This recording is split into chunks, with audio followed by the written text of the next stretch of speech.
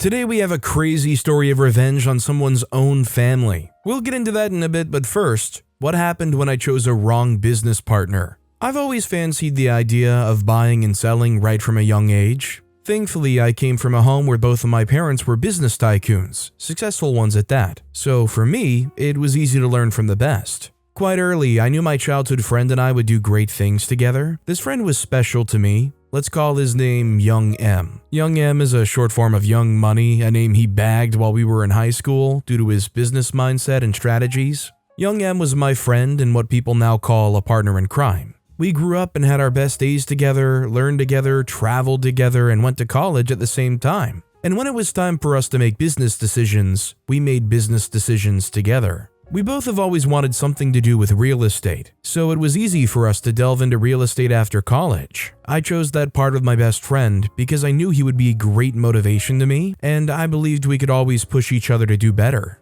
After college, we both started as interns in real estate companies, and we were both intentional about learning from the best. In a short while, we had learned a lot because we had a strong passion and a deep yearning to learn. About 3 to 4 years later, with our savings and with huge support from our families, Young Money and I started our own real estate company together, and to be very honest, I had hoped that the sky wouldn't be enough to contain our success. As expected, our first few years were eventful. We closed down so many deals faster than I thought we would, and I began to wonder why we didn't start the business earlier. A lot of people believed in us, even though we were young newbies. Along the line, I noticed a hiccup that I'd ignored in the past. Unfortunately, that hiccup was strong enough to shatter the bond of several years. I knew Young M could be greedy sometimes. I remember vividly when we were in high school, and whenever we carried out one of those little businesses around the neighborhood, he would like to take a higher percentage of the income even if I brought the deal. Sometimes the percentage would be outrageous that I would have to call him to order. One time, I traveled to New York for a short stay, and I was smart enough to get some gadgets that I knew my friends would like. When I got back, I told Young M about the items I had for sale, and as expected, he brought some guys from his end to purchase some of the items. But I was surprised that he wanted an outrageous percentage after the sale. I gave him what I proposed only because I stood my ground. I knew those were red flags, but we were young and I'd hoped we'd outgrow those vices. Quite frankly, my friend grew better with age, so I felt there would be no cause for alarm in the future. With time, we decided to expand our business, and I noticed some subtle signs in Young M that made me afraid. After the expansion, the secretary brought my attention to some private, or should I say underground, transactions that were going on without my knowledge. For instance, a client could seek our help to secure a piece of land in a chosen location, and Young M would look for a way to dominate the client until he secures the deal for himself, and worst of all, at a cheaper rate. All these things were happening right under my nose, yet I never got a wind of it. Even if they say ignorance is bliss, on my part, ignorance was disastrous. After we expanded, I feared that things would go south as Young M was chosen to oversee our office in another state. Even though it was a move that we hoped would accelerate the business and grant us more visibility, I prayed so hard that everything would go as planned. At first, everything went smoothly, and it was because I ensured that no one played any silly games. The returns were impressive and our impact was felt. I must say that we became the envy of our peers because we were tagged young and rich. You know, all the feelings that come with success, especially at a young age? I felt all that and more. But unfortunately, that excitement was short-lived. After a few months, things began to go downhill faster than they went up. It all looked staged because that was the only word that could explain how we went from 80 to 0 really quickly. First, the complaints were about not having clients to do business with. Then it became tales about clients not paying up, especially people who were meant to pay in installments. Young M came up with a series of excuses each month to make me feel like expanding to another state was a mistake. I tried to invite him over so we could talk about the way forward from there, but all efforts to bring him over seemed abortive. I figured he would never show up. When I could no longer wait for him to show up, I planned a visit to Detroit, and I arrived unannounced. I was expecting my friend to look shocked, but instead I was met with an air of indifference and distance. Since I arrived at the office, I had an ample time to check through files and inventories.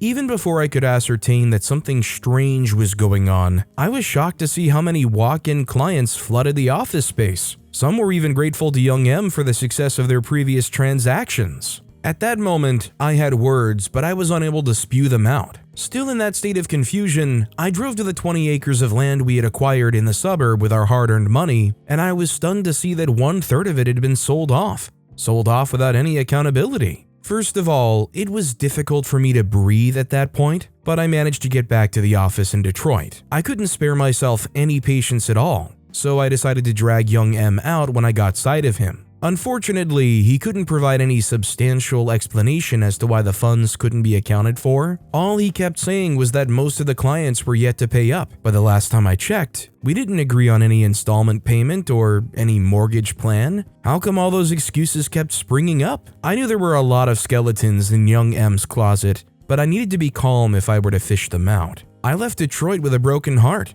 I had invested a huge amount of capital in that expansion because I was so confident that we would succeed. But right in front of me, I could see most of my savings and investments being squandered away by someone I trusted with my whole heart, and that was what hurt the most. I began a subtle investigation into young M, because if I was going to deal with him, I needed to have enough fuel to drive that desire. I got some people involved who I disguised as potential clients in our Detroit office. To my greatest shock, young M attended to all these people the way he was meant to, and he went on to receive payments. Not in installments, not on a payment plan, but in a full package. He was so insistent on ensuring the clients paid up in full because, according to him, he was giving them the best price. I knew at that point that our partnership meant nothing to young M. To him, I was just a means to an end. Well, again, I called to find out the progress we were making in Detroit, and young M recounted the same old tales for me, and he even painted it worse. How ridiculous! At that point, it dawned on me that young M was not only trying to outsmart me, he was equally trying to ruin me completely. After uncovering the truth, I didn't know that I had yet to see the worst of it all. One morning at the end of that year, young M called me to break shocking news to me. He told me without mincing words that he was ending the partnership we had. According to him, he was ready to stand alone, and without me, of course. Even though I was shocked, I did the most difficult thing I have done: pretend. It was so difficult to pretend as though I didn't know all the games he was playing with me, but I still needed to stay down. I didn't try to stop him. There was no need to, because I knew I would go after him. As predicted, our office in Detroit was ruined with no accountability of any sort from my business partner. I paced around my office one morning, heavy in thought. I remembered how we started, the childhood memories we've had, the business deals we closed, and the future I had envisaged for the both of us. I wondered if they meant nothing to young M. I wondered if all he's ever cared about was the money and what he could get from our friendship. The more I remembered the past, the angrier I got. I knew I would not forgive my friend, not after giving him a very long rope, so I waited patiently for my chance to come, and I didn't hold back when it did. After young M ended our partnership, I made sure it went viral, just so everybody could know that we had gone our separate ways. After some months, I started receiving calls from different people, mostly people who had business deals with young M. Some of them had been scammed, while others were unsatisfied customers. It then dawned on me that truly, you can take the person out of the place, but you can't take the place out of the person. Young M would always be that greedy guy no matter what. Meanwhile, I was always eager to tell all his clients that we had parted ways and they should seek him out instead. I guess young M crossed the lines with one of his clients, and it was obvious that he messed with the wrong person. He was arrested and charged in court in no time. And trust me, it was a messy situation. In all of it, young M had called on me to testify about him, how we had done business together and how he was a noble person. I chuckled when my friend asked me for such a huge favor. I guess he must have considered me a good person who was capable of staying loyal no matter what. I told him I wouldn't vouch for him, and he had taken my decision as a bluff. He was confident that I wouldn't watch him go to jail. Well, on the day of the hearing, I woke up early, did my toiletries, had a light breakfast, and caught a flight. No one else showed up for young M at his lowest. Everybody in our circle knew the lengths he would go to make you feel betrayed and disappointed. I guess everyone wanted to teach him a lesson. The next morning, I got news that my ex-partner had been sentenced to prison, most likely for a brain reset. I knew I had been truly hurt when I didn't shed a tear or feel very emotional. I only hoped he would learn his lessons. I mean, look at it this way. This guy cut off the business partnership with you and then immediately went on to go and land themselves in prison. How can you look at that and not say, honestly, they did me a favor not being affiliated with that guy anymore? Also, hi, I'm Steven, and if you guys enjoy crazy stories of revenge, it would be amazing if you left a like or left a review if you're listening to my podcast. That said, our next story is Betrayal from Where You Least Expect It is Always the Worst. My best friend, male 21, and my then supposed partner / girlfriend, female 20, were apparently in a relationship with each other behind my back, all while my partner and I were still together. They practically played me for a fool back then, and after quite a while of being kept in the dark, all the while being deceived by the people I held dearest to my person, I truly felt hurt. So much so that I don't think I can ever place my trust in any single person ever again. It might seem like not too much of a big deal at this time, but I just want to make something clear right off the bat. Right from the very day that I introduced my girlfriend to my best friend, they were both already harboring feelings for each other, as they felt no remorse for their actions. It was really low, practically inhumane, and I was honestly disappointed, most especially in and at my best friend. And I don't think I could have ever forgiven them and even moved past what happened without at least paying them back in their own coin. Let me take you right back to the very beginning,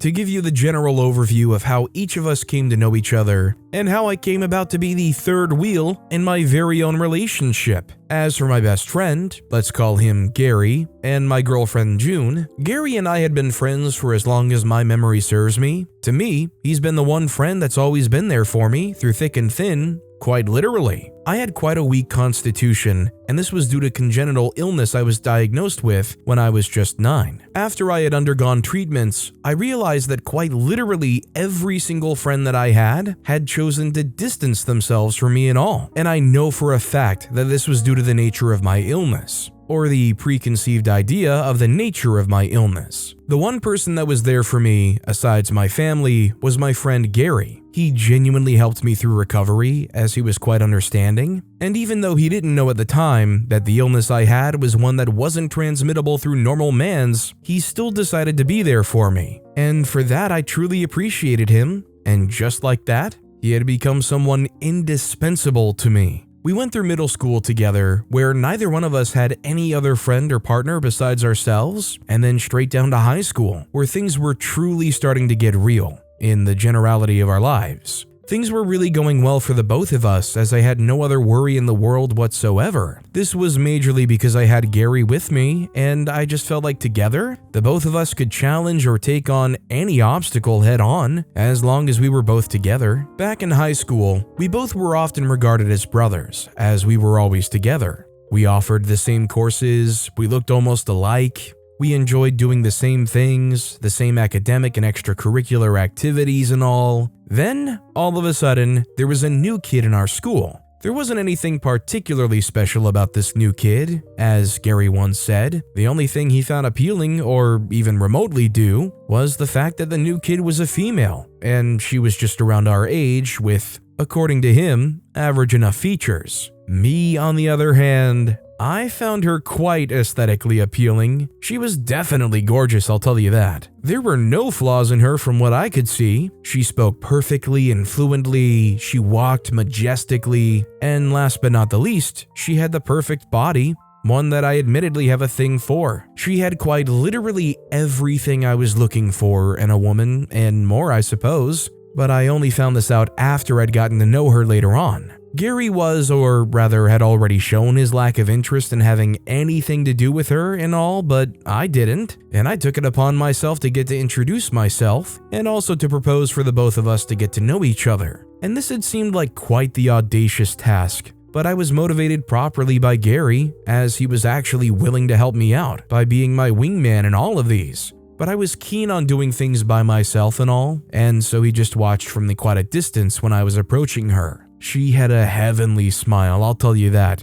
as this was the one thing that threw me off my guard. I didn't know what to say, but then I just decided that a compliment would be the perfect way to start off the conversation. And thankfully, I was able to recover from my initial state of thoughtlessness, and we got the conversation started. I got her name, all while she was basically introducing herself, and right after that, we exchanged digits. as she admitted to wanting to continue the conversation on a later date and all. Apparently, I had just secured my first number from a lady I liked. I ran back to Gary feeling all giddy and ecstatic. He asked for details of the conversation and I gave him every single detail right from the moment I went there and the moment I left. Surely he laughed at the fact that I went there and just her smile made me speechless. But he also commended me for the fact that I was able to recover quickly from that and even turn the whole situation into a favorable one for me and all. He was also hyping me up because this was quite literally the first time I would approach a lady I saw and genuinely had an interest in, and I was successfully able to engage proper conversation because I can say for a fact that I had quite the track record,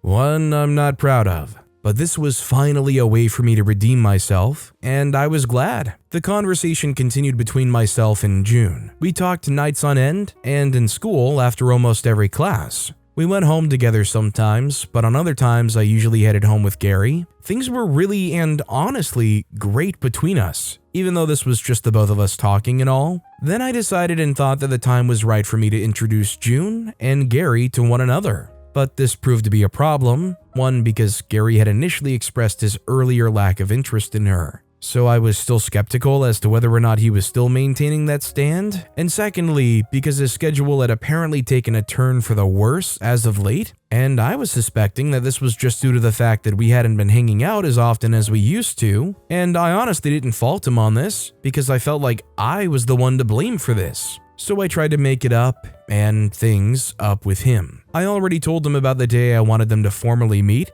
and he had no problems with that. And the day they were finally supposed to meet had come, but it wasn't as I had expected. Or rather, the reactions weren't what I was expecting. Apparently, Gary had already had a complete 360 on his perspective on June, a perspective which was completely different from what I originally thought, or how I initially thought he felt about her. They hit it off quite well, and I was really happy about this fact. Because it really got me worried, the fact that they might not get along with each other, and the idea that I might have to leave one for the other eventually. However, this wasn't the case. In fact, they liked each other so much so that it almost seemed like flirting at some point. But I wasn't the type to get overly jealous of someone I was interested in, getting all chummy with other guys. And at this time, we weren't even officially together just yet, as this happened quite a few months later. When I realized the feelings I was having for June were already developing faster than I could have imagined, I immediately took things to the next step, as I asked her the question.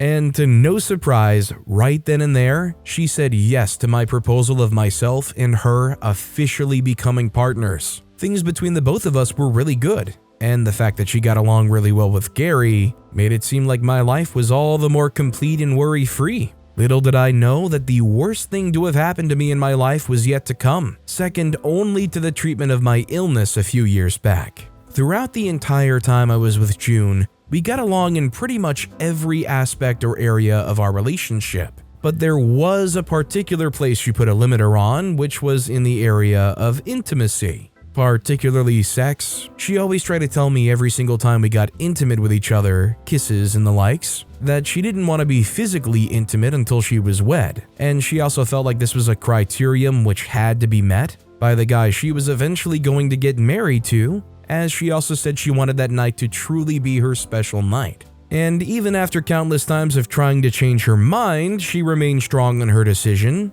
and I eventually had to succumb. A few weeks had gone by after our last talk on this matter, and I'd begun noticing that she had a whole change in her attitude towards me, and basically our relationship. I knew something was wrong, I just didn't know what. One fateful day, she came home telling me all sorts of things about how I haven't really been giving her what she wanted, and how she wanted us to take a week to ourselves. Basically like a breather to see where we were truly headed. I was hurt in one particular part of myself, but I just didn't know how to feel with what she said, and after much arguments, we finally decided on 2 weeks. And within those 2 weeks, I got to really think about my life and whether or not she was truly right. And then that very night, I decided to drop by at Gary's, and I was truly in shock when I saw June leaving his home through the front door, and Gary giving her a kiss before she left. You can't even begin to imagine the amount of things that were going on in my mind. I just stood there, thoughtless, until I finally decided to get to the bottom of everything. When I got into Gary's place, I got the opportunity to go through his phone and found his chat with my girlfriend, which left me in greater shock than when I saw the both of them kissing. Apparently from the chat, this was going on for a while, and they had even hooked up. Something June was always denying me, always coming up with excuses and all, and I had no idea. I began thinking of what to do to the both of them, and I immediately went up to his room and I came across the packet of condoms that were in his possession. I immediately punctured them as I was short on time. Gary was on his way back to the room. He got there and I went along with our day, pain still in my mind. I had hoped that my action would bear even the slightest of consequences for the both of them, and thankfully it did. A few weeks later, when June and I eventually broke up, she found out that she was pregnant, and thankfully it couldn't have been mine. This caused serious problems for her with her family, as she was made to keep the pregnancy, ultimately ruining the remaining time she had to spend in high school. This was enough for me on my end. The real plot twist would have been if it ended up not even being Gary's baby. But I think it goes without saying, but don't go around poking holes in other people's condoms. Not only is it a very not cool revenge, if a child is the result of that, it's really not fair on the kid that didn't ask to be made. It's really unfair to the kid to be birthed to a family that wasn't exactly wanting them to happen in the first place. Our next story is, my family turned their backs on me, and so I did the same. Who could ever have imagined that of all the things I would have to worry about, the very one that would later end up being on the top of that list would be none other than my very own family. And the worst part of it all is that prior to this very moment, I was always treated worse than you could possibly imagine by said family, and this was due to the fact that I was what you would call the black sheep of the entire family. Or, as my father would always say, the greatest disappointment of his life. I guess after my life took a turn for the better, I didn't seem like the disappointment anymore, but the success of the family. But I wasn't having all of that, as I'd truly gone through the worst things that life had to offer me, and the fact that my very own family turned their back on me only made me work harder to become the man I've become today. Let's run it back from the very beginning. How myself, male 18, was on the verge of practically ending my entire life, all because of one silly mistake I had made, and also because of the fact that my family had always regarded me as a failure. Ergo, no other reason for me to think anything of myself and of my life. This all started when I was very little. I'm the first son of my father and the first of 2 other boys. As my father had 5 children, all born for him by our beloved mother, we weren't financially stable enough to say that our lives were okay or that we were living comfortably enough as we were, but things were apparently working out for us, one way or the other, and neither of us even dared to complain. My father worked 2 jobs during the weekdays and 2 more during the weekends, all just to make ends meet and to make sure that all 3 of his sons grew up to be successful men, all so that he would be able to retire comfortably when we were already made men. Surely this was something that I genuinely wanted to achieve for myself, as well as my father, just because he was truly the definition of a father. However, the only problem was the fact that I wasn't as brilliant as my siblings, and also, my passion didn't lie in myself going to college, spending the next 2 years of my life trying gather up some degrees, all so that I can secure a job providing stable income for myself, one which might still not give the comfort and luxury of living the life I wanted. The only thing I wanted for myself at the time was to make as much money doing what I knew how to do best at the time, and this was trading. I was introduced into the trading world by a very close friend of mine who was being mentioned by his brother who was already making a name for himself, all while not having to succumb to the schooling system of creating loyal workers who would be sufficient on making just enough to live their lives as they saw fit. The idea of trading was not one that was openly welcomed by my dear father with open arms, as he was pretty adamant on neither one of his children venturing into that domain. But this was what I loved doing, I was passionate about it, and as much as it might sound like it should just be a real hobby, I didn't take this as a hobby. Even though I was still pretty young at the time, as I just turned 18, but this was the one thing that I knew for a fact that I didn't have to force myself to do. I actually wanted this for myself. And after a few back and forth arguments with my father, which I regret till this day, there was one particular day where my father was seriously scolding me for the way I was, according to him, trying to prove all his effort not. He was apparently not happy with the fact that I was finally deciding not to continue with school, just as he had planned and prepared, and instead I was planning on going down the same route that he was clearly insistent on myself not going through, and during the argument, I accidentally blurted some words, which I totally regret till this day. But I guess there were meant to be consequences for actions taken and words said, as these are some of the things that have irreversible effects. But in this case, after considering my status in the family, which has always been irrelevant, my father just took it upon himself to drive me out of the house to fend for myself. Also, seeing as I was already legally an adult, he completely washed his hands of everything and anything related to me. Surely this was a bit much, considering the fact that I was just informing him of what I wanted to do, not like I'd actually taken the decision at all, but I guess there was nothing I could have done about this. Deep down in me, there was something that was telling me that he really wasn't going to actually leave me out there, most especially if I was going through some extremely tough times, as I practically knew nothing of what I was going to do after he sent me packing and where I was to go. But this was of no concern to him. There were some days where I would go for days on end without getting a single thing to eat, and I couldn't even secure a place for myself to sleep, as I was obviously homeless, and the only place I could find was somewhere very close to a bridge, as this was where a large majority of the homeless people we saw on the streets went for the night. On most nights, I would look at myself and the situation I was in, and I would begin to wonder how my life went from what it was to what it is now. In most instances, I would blame myself and my behavior for what I'd done to myself, and in other instances, I would blame my father, and other instances happened more often than I can count, ergo, leading myself developing a serious form of hatred and a slight sense of motivation amidst all the rage. Countless nights passed and my situation was still the same, and mind you, all this time, I was just done with high school, as most of my friends had already gone far ahead of me, getting into the colleges of their choosing and studying their respective chosen discipline and all. And yet there I was, without a sure determinant as to whether or not I was going to even get something that I was going to eat for the day. Anyways, about a whole year had gone by. After countless calls and attempted visits, every single member of my family declined to offer some form of help to me. And this really broke me, on a whole other level than words can explain. But I didn't think much of it, as my situation was more than enough to understand what I was going through. This all ended in the first few months after being kicked out of my home. Anyways, after quite some time, I got contacted by the same friend of mine back in high school that had introduced me into trading and all, and I must tell you,